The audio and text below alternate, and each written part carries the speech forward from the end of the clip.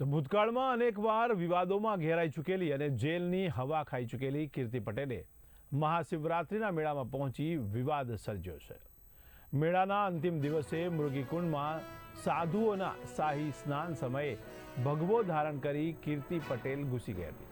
સાધુઓ સાથે મૃગીકુંડમાં સ્નાન કરી હર હર મહાદેવનો નાદ કરતી જોવા મળી હતી।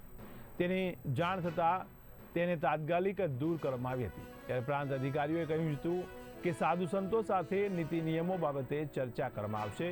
જો કોઈ ગેરકાયદે કે ધાર્મિક લાગણી દુભાય તેવું કૃત્ય થયું હશે તો કીર્તિ પટેલ સામે કાર્યવાહી કરવામાં આવશે।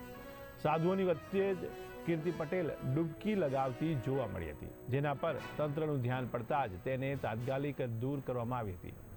તો મેંદરડા ખાખમડીના સુખરામદાસ બાપુએ આ ઘટના સંદર્ભે જણાવ્યું હતું કે રવેડી બાદ સાધુ સંતો જ્યારે મૃગીકુંડમાં સ્નાન કરે છે ત્યારે દુઃખની વાત એ છે કે સાધુના કપડાં પહેરીને કેટલાક લોકો જ્યારે સ્નાન કરે છે ત્યારે દુઃખ થાય છે।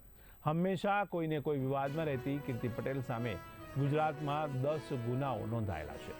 ડિસેમ્બર 2025માં કીર્તિ પટેલની પાસા હેઠળ અટકાયત કરી જેલમાં ધકેલી દેવાઈ હતી।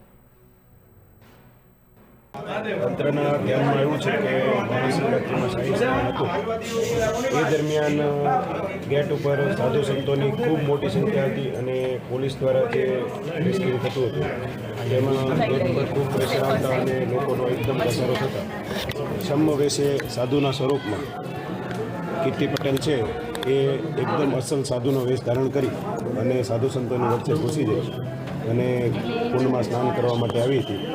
આ બાબતે સાધુ સંતોએ તંત્રનું ધ્યાન દોરતા તાત્કાલિક ધોરણે પોલીસ દ્વારા એને દૂર કરવામાં આવેલી હતી।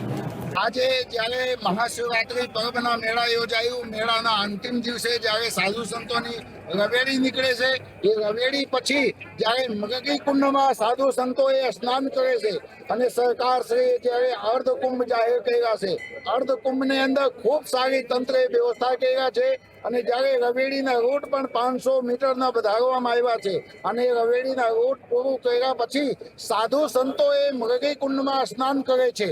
પણ દુઃખની વાત એ છે કે જ્યારે સાધુને ભેષમાં અમુક લોકોએ સાધુના કપડાં પહેરીને મૃગી કુંડમાં સ્નાન કરીને મૃગી કુંડને ગંદુ કરવા માટેના કોશિશ કરે છે ત્યારે બહુ દુઃખ થાય છે।